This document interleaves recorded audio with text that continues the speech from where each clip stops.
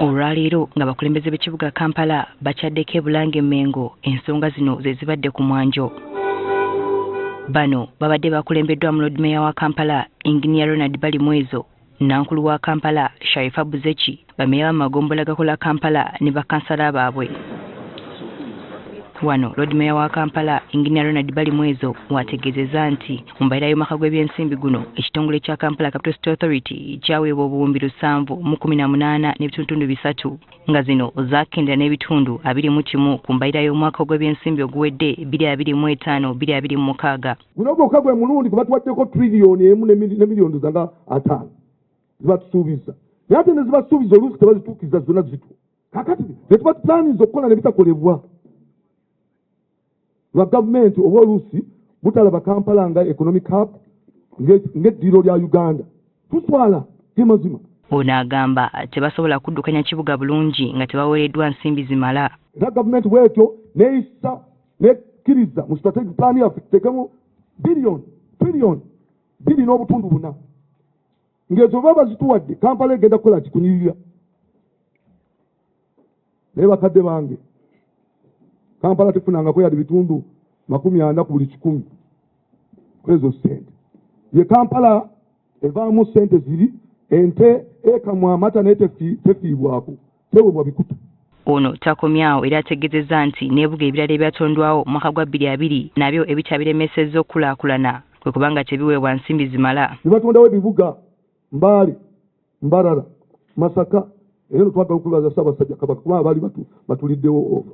Ezo ne bazireeta nga balowooza nti oluusi abantu banaagenda ne badevelopinga Kampala. Naye nga gavumenti yalina okuliikiriza, gavumenti yakikola kuliikiriza district state. Ne bazisitavinga. Kakati obulumi baagala buzza Kampala. Nankulu wa KCCA Sharifa Buzeki ayanjudde enteekateeka empya okuddukanya ekibuga Kampala nga mwe mulina okutereeza obutale. Era ekiseera ekyo bwe kinaaba kituuse nga tubasabye okutegeka abantu. Tusaba nga bwe mwatukwatirako ku mulundi guno era Kingdom etukwatireko kuba abantu ba Buganda baba bakolera mu bifo ebisekiwa nga tusobola obbakuuma, tusobola obbategekera. Kingdom nayo ebanga esituse mu mbeera y'ebyokusuubula. Ye Kamalabyonna wa Buganda Charles Peter Mayiga yeebazizza abakulembeze bano okukwatagana okusobola okuddukanya ekibuga nga kino kirudde nga tekibaawo. Era ng'abakulu bombi bwe boogedde nti Obwakabaka ne KCCA bisaana okukolagana kubanga entandikwa y'ekibuga kye mukulembera eri wano we muli olwaleero.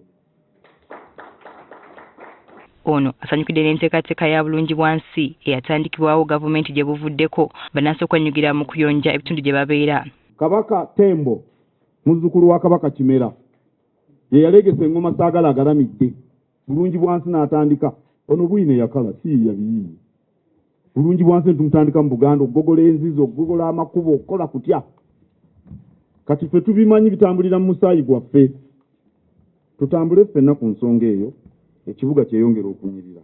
Bakansala basiima enteekateeka ey'okukyala embuga nga bano bakulembeze ba KCCA ne beeyama okukwatagana n'Obwakabaka mu nteekateeka zonna. Kampala ali mu Buganda era buli kye tukola tulina okulaba nti tutambulira wamu ne Buganda Kingdom. Tulekere awo okugatta ebyobufuzi mu kiseera ky'okukola era nkubiriza buli muntu yenna tweyanza nnyo mwatulonda naye kati kaseera ka kukola. Bano bakiise embuga n'ensimbi bukadde 5 mwe baguzemu certificate ya Buganda. Doreen Nanyondo, Agafeo ku Spark TV.